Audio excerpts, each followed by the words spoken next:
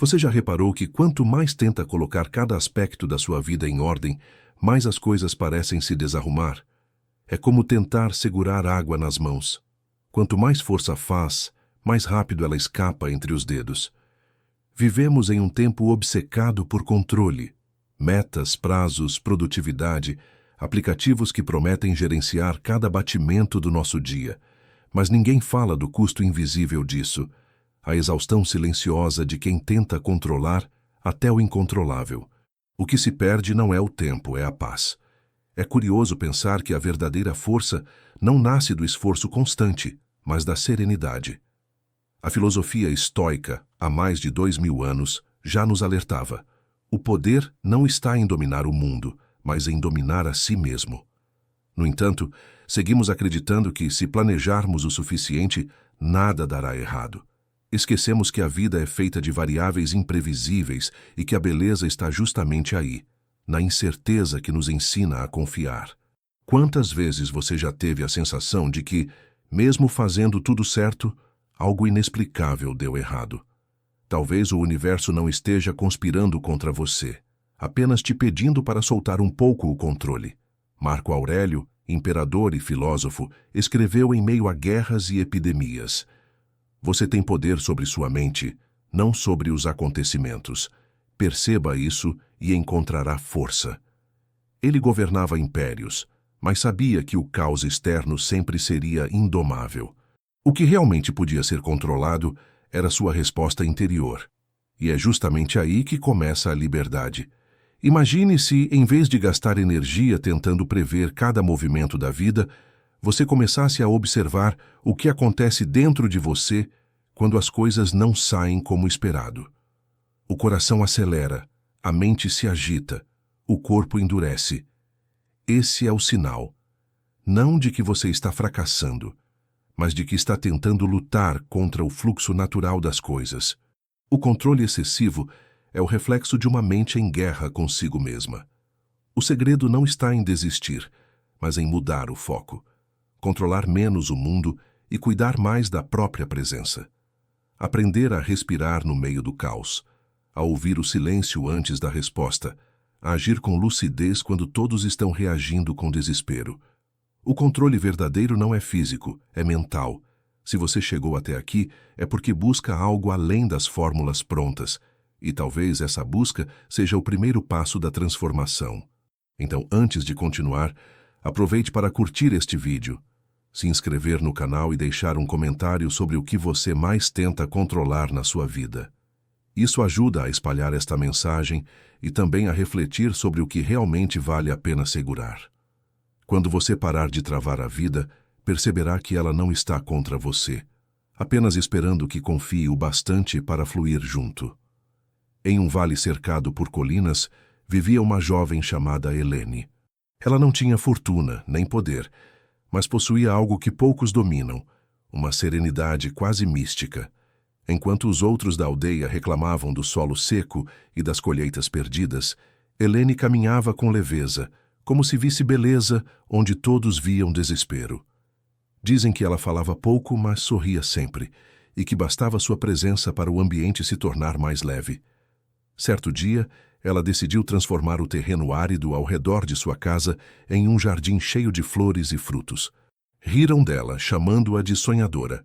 Nada cresce aqui, diziam os vizinhos. A terra está morta. Mas Helene sabia algo que eles ignoravam. A mente humana é o verdadeiro terreno, e o que plantamos nela define o que floresce fora. Então, todas as manhãs, ela se sentava na varanda, fechava os olhos e imaginava o jardim. Via as cores, ouvia o murmúrio da água, sentia o perfume das flores que ainda não existiam. Depois, levantava-se e plantava, mesmo que o solo rachasse de seco. Sem perceber, Helene aplicava a mais pura filosofia estoica. Ela não podia controlar a chuva, o clima, nem a incredulidade dos outros, mas podia controlar sua disposição, seu foco e sua fé na ação correta. Essa é a essência da dicotomia do controle ensinada por Epicteto. Algumas coisas dependem de nós, outras não. A sabedoria está em distinguir uma da outra. Com o passar das estações, pequenas mudas começaram a surgir. O riacho que há anos estava seco voltou a correr, como se respondendo à vibração daquela calma confiante.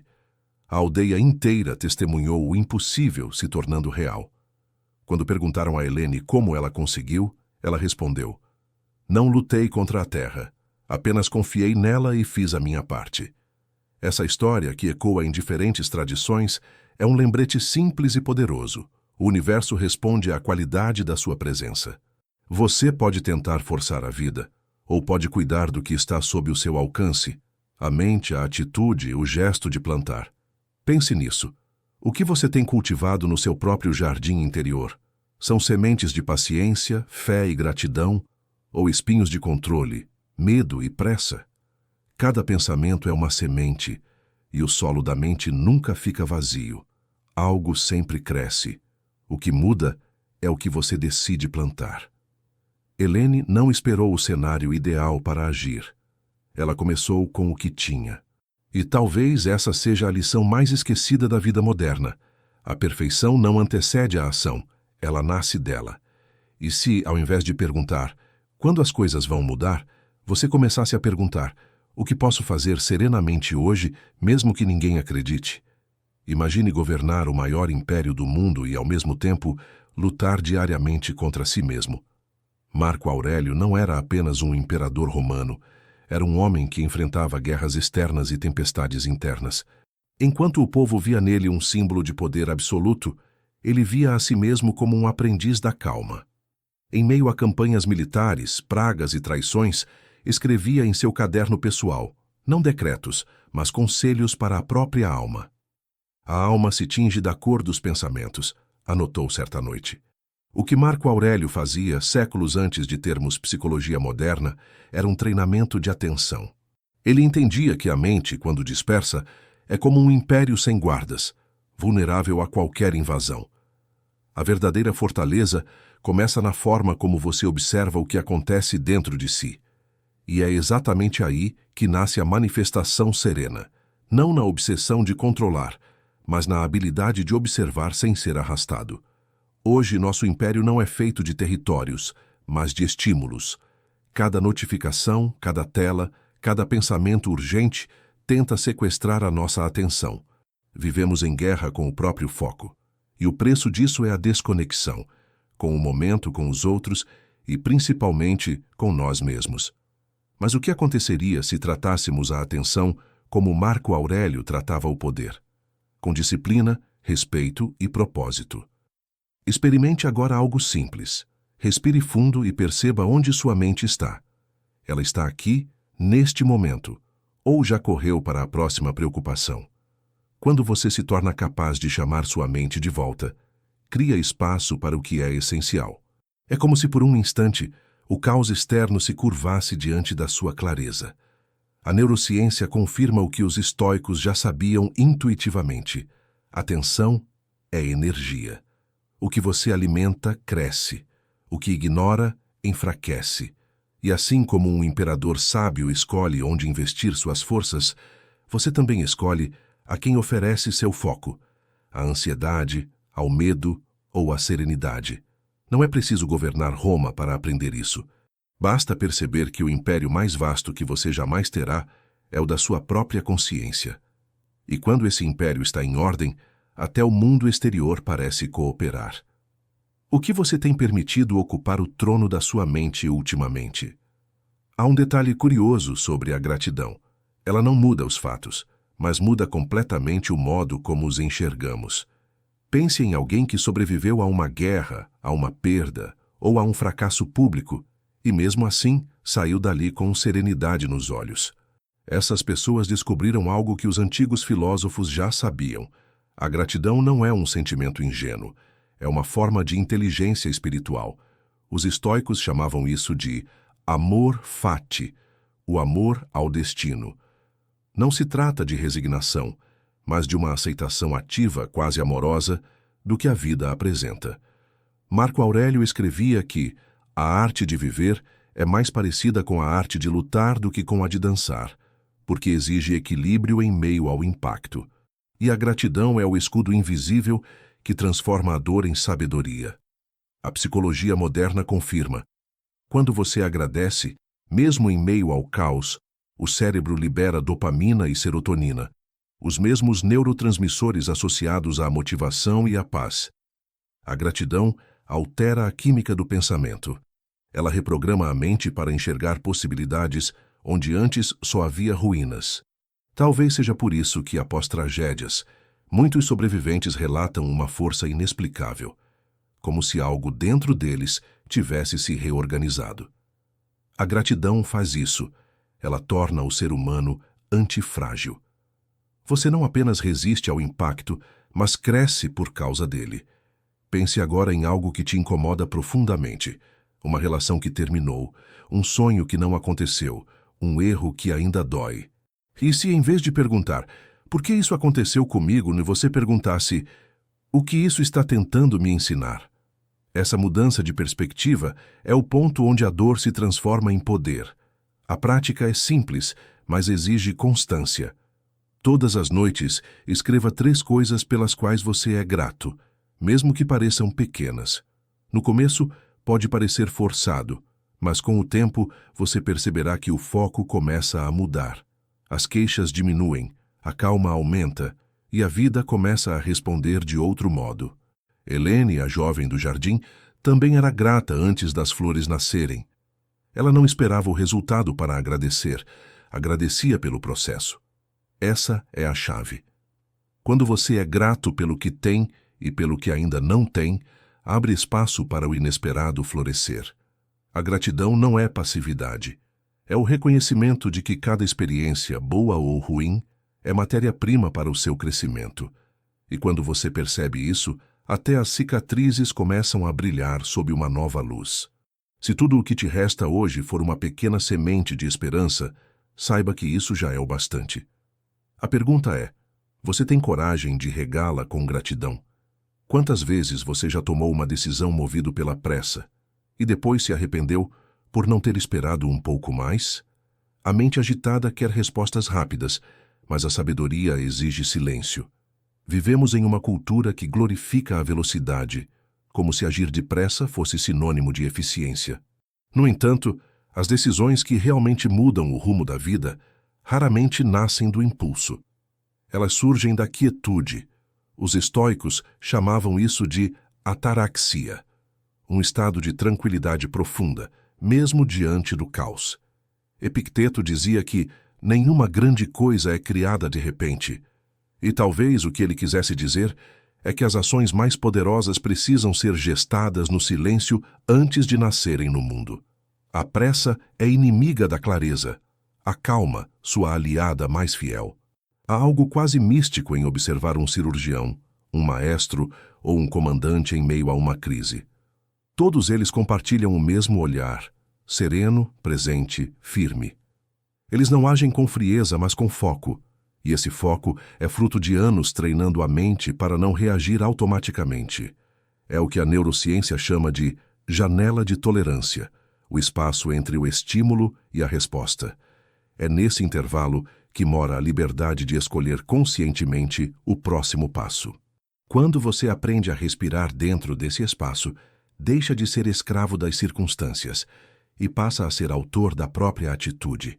Experimente agora algo simples. Inspire contando até 2, segure o ar por 2 segundos e expire lentamente por 6. Essa técnica, usada até por soldados em combate, acalma o sistema nervoso e devolve à mente o poder de decidir com clareza. Lembre-se, reagir é natural, mas responder é um ato de sabedoria. O mundo pode estar em chamas, mas se você mantiver o fogo interno sob controle, nada lá fora te consumirá. A quietude não é passividade, é a base do movimento certo. Talvez você esteja em um momento decisivo, uma escolha, um impasse, um relacionamento, um sonho que parece distante. Antes de agir, feche os olhos por um instante e ouça o que o silêncio quer te dizer. Ele não fala em palavras, mas em sensações sutis. Aquela leveza no peito quando algo é certo, aquela tensão quando algo é forçado. Marco Aurélio dizia que aquele que vive em harmonia consigo mesmo vive em harmonia com o universo. E essa harmonia começa com a capacidade de pausar. Quantas decisões da sua vida poderiam ter sido diferentes se você tivesse esperado o ruído interno se dissipar antes de agir? O mundo moderno nos ensinou a planejar, mas desaprendemos a imaginar. E há uma diferença imensa entre os dois. Planejar é organizar o que já sabemos. Imaginar é abrir espaço para o que ainda não existe. Enquanto o plano depende do controle, a imaginação depende da confiança. E é justamente por isso que a maioria das pessoas planeja muito e manifesta pouco. Helene, a jovem do jardim, não fez nada que a ciência ou a filosofia não pudessem explicar. Ela visualizou um futuro possível, sentiu-o como real e depois agiu em direção a ele, sem ansiedade, sem cobrança. Esse é o segredo da visualização operante. Unir clareza de intenção com serenidade emocional. A mente cria a imagem, mas é o corpo calmo que a transforma em ação coerente. Na prática, a visualização é uma ferramenta poderosa de neuroplasticidade. O cérebro não distingue o que é vivido do que é profundamente imaginado. Atletas olímpicos a utilizam há décadas. Antes de competir, repetem mentalmente cada movimento, cada gesto, cada respiração. O resultado? O corpo reage como se já tivesse vencido. Isso não é mágica, é neurociência aplicada à atenção. Você também pode fazer isso. Feche os olhos e imagine com riqueza de detalhes aquilo que deseja realizar. Não apenas veja, sinta. O som ao redor, o cheiro do ambiente, o peso das coisas nas mãos. Sinta a emoção de já estar lá, vivendo o que antes era apenas ideia. Essa emoção é o que molda o inconsciente. Ela comunica ao cérebro que o futuro já começou. Mas aqui está o ponto que diferencia o estoicismo de qualquer manual de autoajuda. Visualizar não é controlar o desfecho, é preparar-se internamente para qualquer resultado. O estoico não visualiza para exigir do universo, mas para alinhar-se com o próprio propósito. Ele cria a imagem não para forçar o destino, mas para se tornar digno dele. A visualização não é um bilhete premiado, é um treino de coerência. Você imagina o que quer, sente a vibração do que busca, e depois age de forma alinhada, sem desespero, sem pressa. É a soma da intenção calma com o esforço constante. Talvez a verdadeira manifestação não esteja em atrair, mas em permitir. Permitir que o que é seu encontre espaço para existir. Permitir que o medo de fracassar não ocupe o lugar da fé em tentar. Feche os olhos por um momento e pense. O que você veria se sua mente fosse o espelho da vida que deseja viver? Pouca gente percebe, mas o sono é o campo mais fértil para o nascimento das ideias. É no escuro da noite que o inconsciente trabalha, reorganizando lembranças, emoções e imagens, como um jardineiro silencioso. Aquilo que você pensa antes de adormecer é a semente que ele planta, e o que você sente ao despertar é o primeiro broto desse cultivo. Os antigos já sabiam disso. Filósofos gregos faziam rituais de silêncio antes de dormir. Monges zen viam o adormecer como uma meditação, e até os estoicos tinham o hábito de revisar o dia antes de fechar os olhos. Marco Aurélio fazia uma espécie de balanço noturno. O que fiz hoje de acordo com meus princípios? O que posso fazer melhor amanhã? Esse simples hábito transformava o travesseiro em um altar de consciência. A ciência moderna confirma essa sabedoria antiga. Durante o sono REM, o cérebro ativa as mesmas áreas envolvidas na imaginação e na resolução criativa de problemas.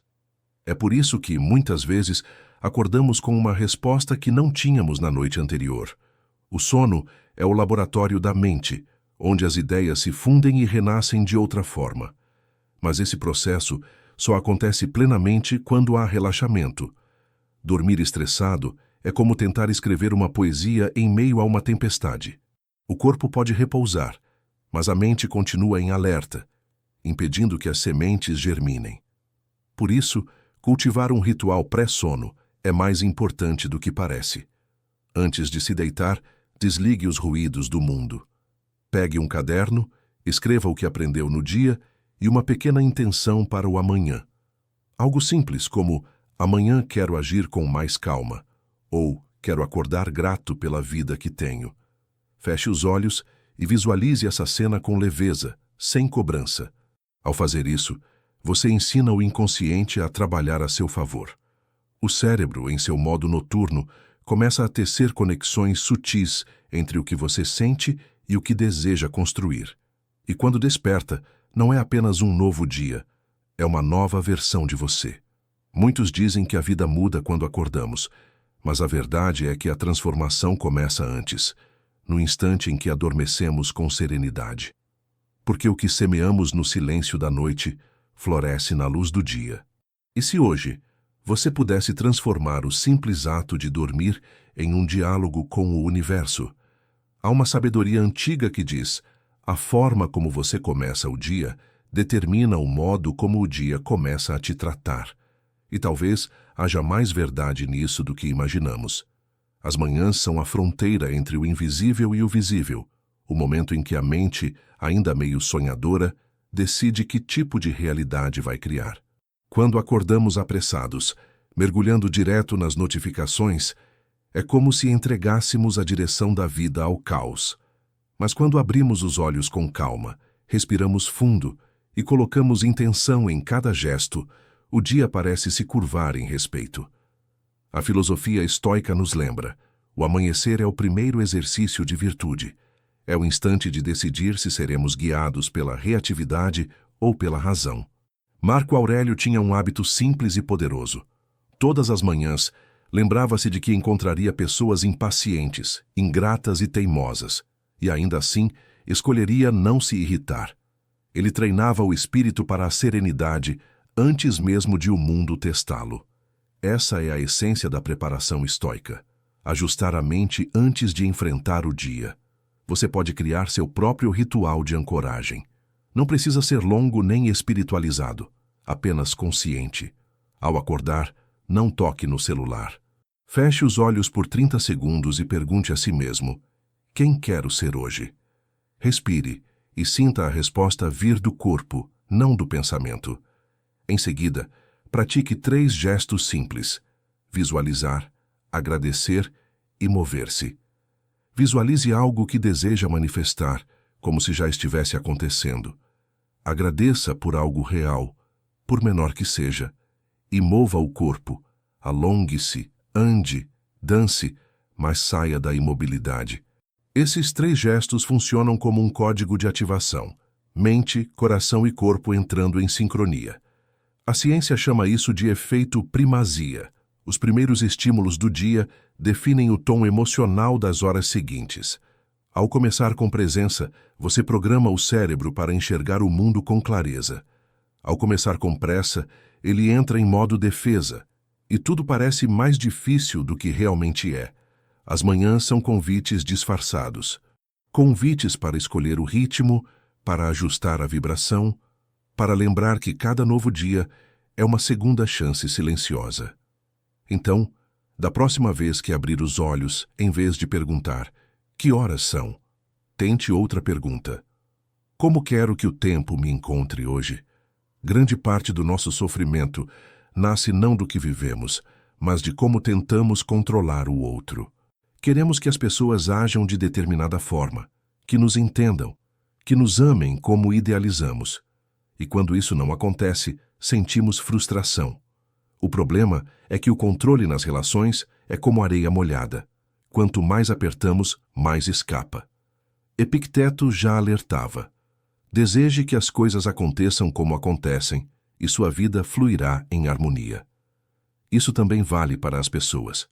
A tentativa de moldar os outros ao nosso padrão é uma das formas mais sutis de resistência à realidade.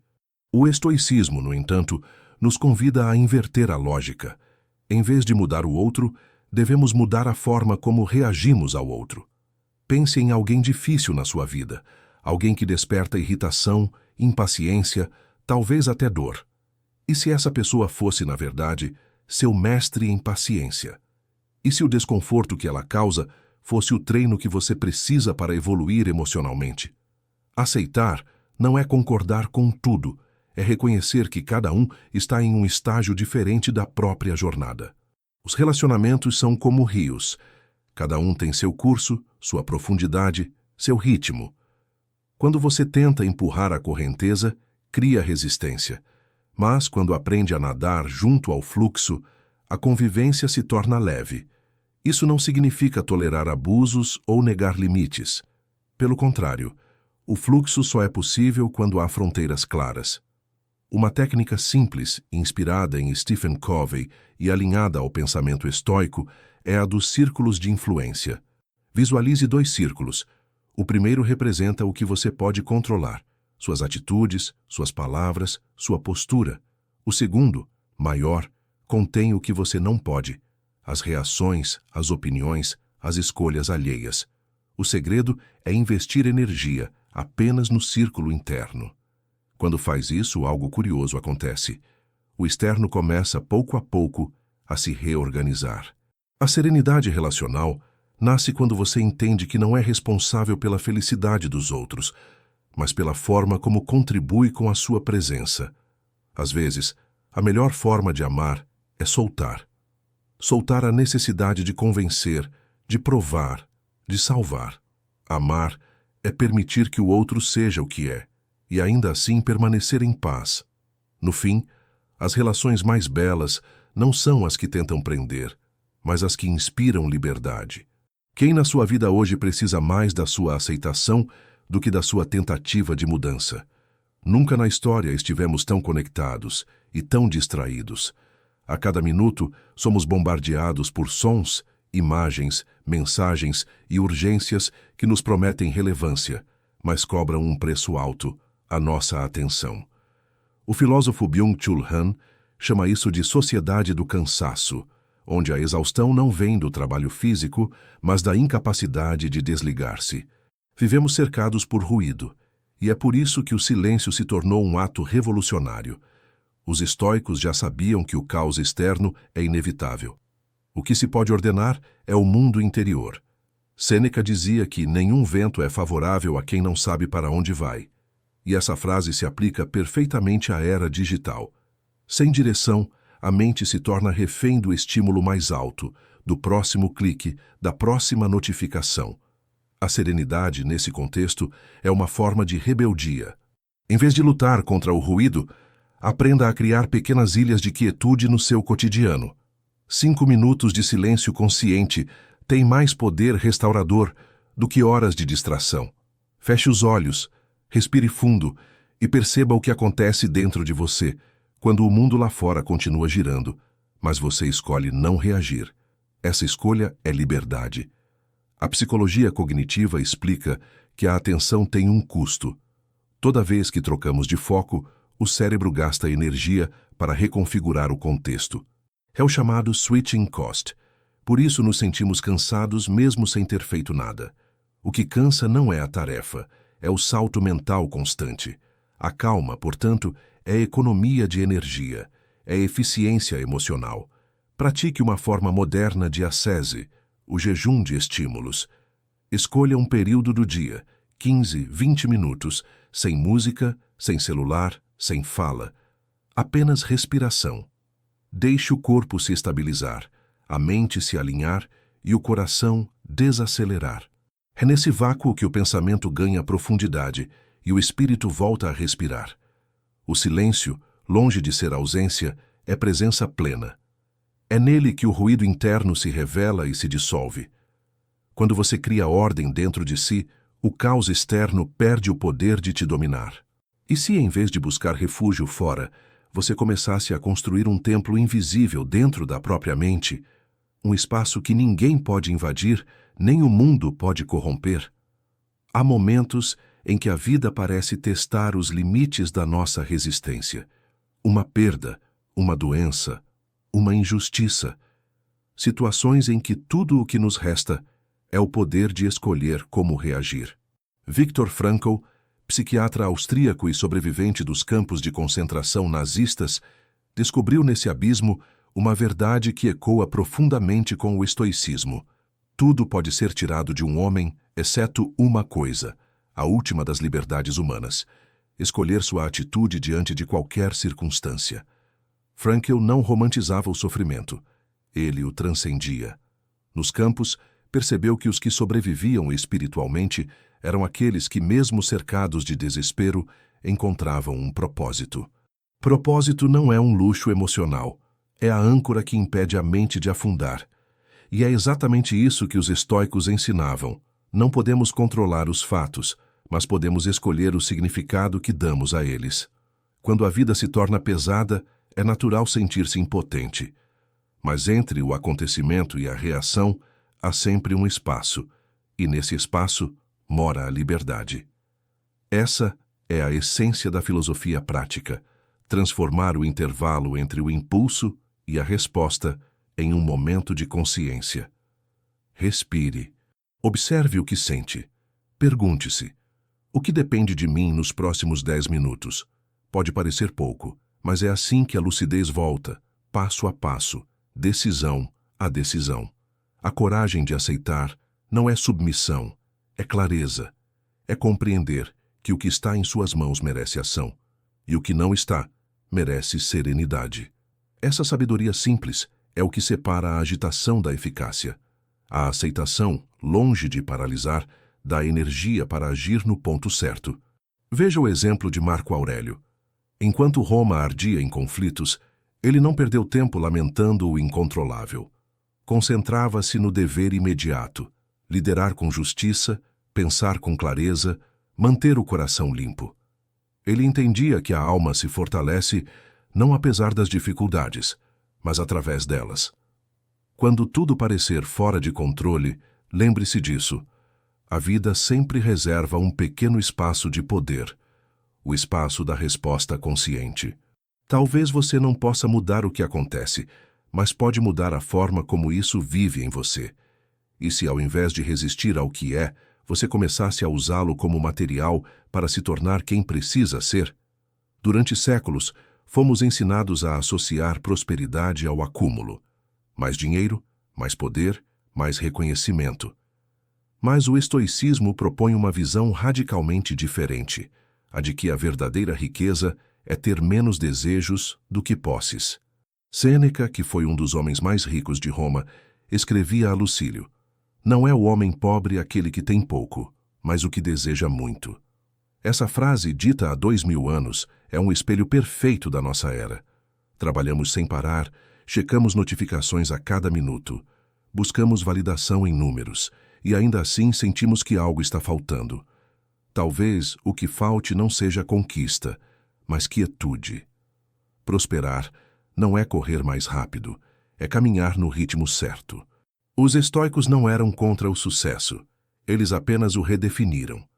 O que importa não é o quanto você possui, mas o quanto o que possui te serve para viver com propósito. É o equilíbrio entre ambição e serenidade. Desejar o progresso, mas sem perder a paz. Isso é o que a filosofia chama de ataraxia, a tranquilidade que nasce quando o desejo e a razão se encontram no mesmo compasso. Na prática, prosperidade serena é alinhar o ter com o ser, é trabalhar com dedicação, mas sem escravidão. É planejar o futuro, mas saborear o presente. É desejar crescer, mas sem que o medo da escassez dite o ritmo. Pense em quantas vezes você conseguiu algo e pouco depois já queria mais. O prazer da conquista se esvai e a mente exige outra meta, outro desafio, outro motivo para correr.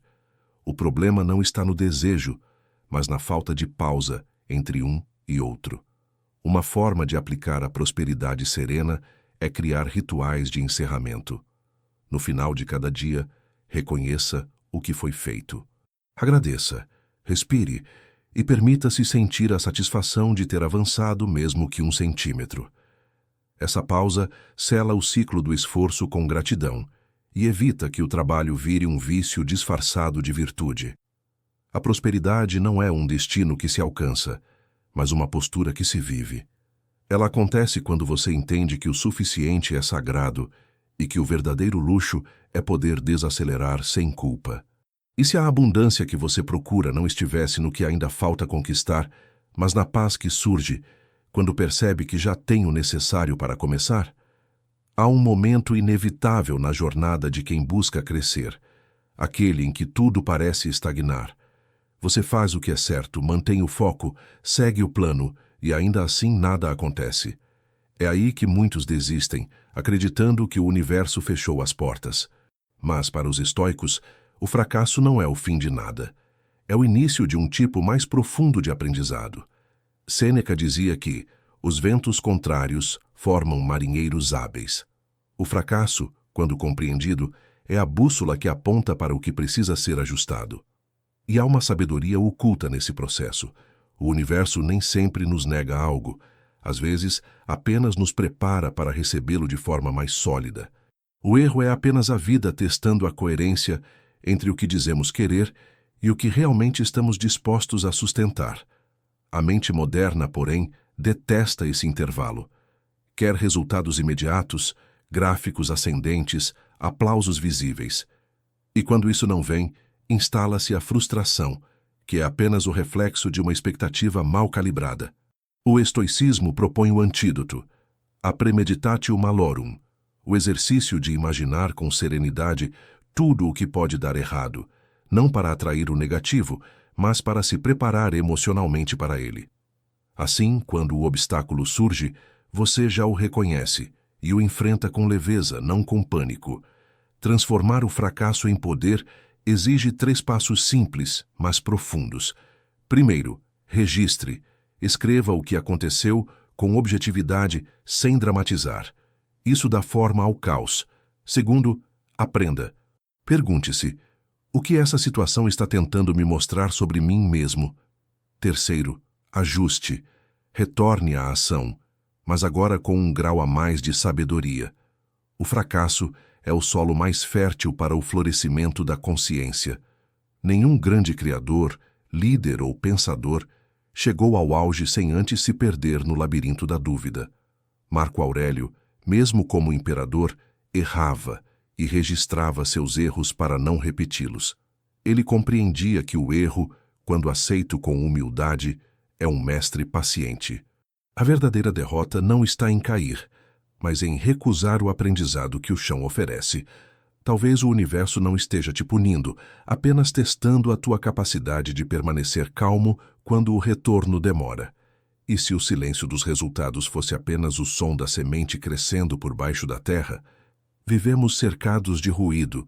São vozes externas, opiniões, notificações, pensamentos que competem pela nossa atenção.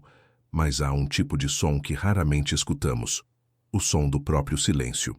Ele não é ausência de ruído, mas presença de percepção. O silêncio é o idioma que a alma fala quando o mundo se cala, e talvez seja por isso que o evitamos tanto, porque ele nos mostra quem realmente somos.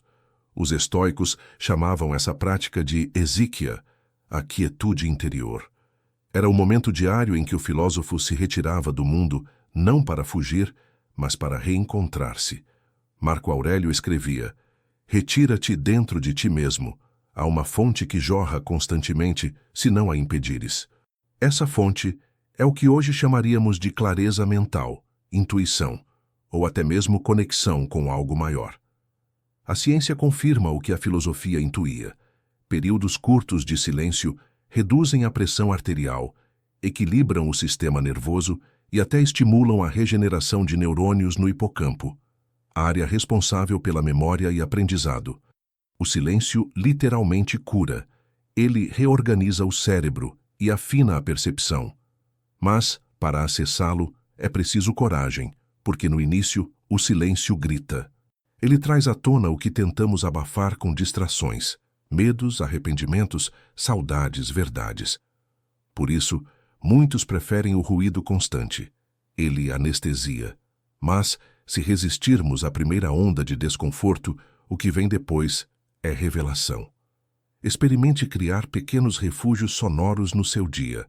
Caminhe sem fones, sente-se por 5 minutos sem música, desligue o celular por 1 hora.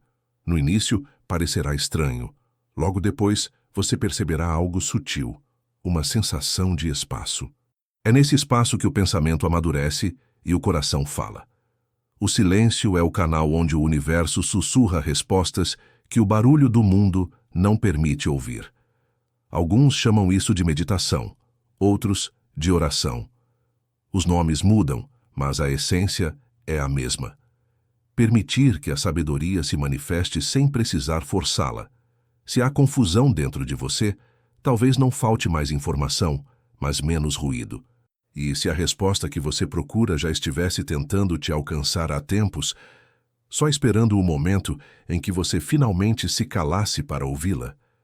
No fim de toda busca, existe sempre o mesmo aprendizado. A vida não precisa ser controlada, ela precisa ser compreendida. Passamos anos tentando moldar o mundo às nossas vontades, quando o verdadeiro domínio é interno.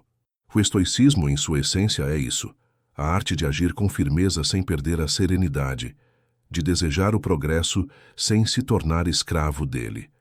Tudo o que vimos até aqui, a gratidão, o foco, o silêncio, a visualização, o sono, as manhãs, o fluir nas relações, são variações de uma mesma harmonia, o equilíbrio entre o fazer e o permitir. O jardineiro planta, rega, cuida, mas não puxa as flores para fazê-las crescer mais rápido. Ele confia no tempo. E o mesmo se aplica à mente. Quando você relaxa a tensão do querer, o universo finalmente encontra espaço para agir. A física quântica, a psicologia e a sabedoria antiga se encontram nesse ponto. O estado interno afeta a realidade externa. A atenção é energia, e onde ela repousa, a vida responde. Mas a atenção não é ansiedade, é presença. A ansiedade grita, ainda não. A presença sussurra, já está acontecendo. Os estoicos nos deixaram um mapa para essa serenidade ativa.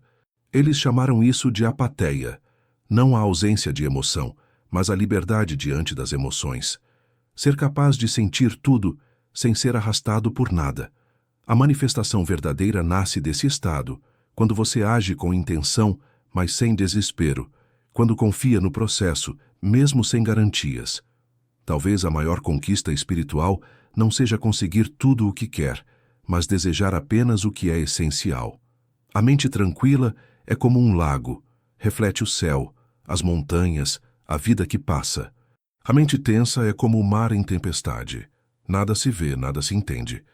No fim, a manifestação não é um truque para mudar o mundo, mas um caminho para mudar a si mesmo. Quando você se torna coerente, pensamento, emoção e ação caminhando na mesma direção, o que é seu começa, naturalmente, a te encontrar. Por isso, experimente algo simples. Durante 7 dias, pratique o que aprendeu aqui. Agradeça antes de dormir. Respire antes de decidir. Silencie antes de reagir. E observe o que acontece. Talvez descubra que a vida nunca esteve contra você. Ela apenas esperava que você parasse de lutar contra ela. E se o segredo de manifestar tudo o que deseja não fosse querer mais, mas confiar mais?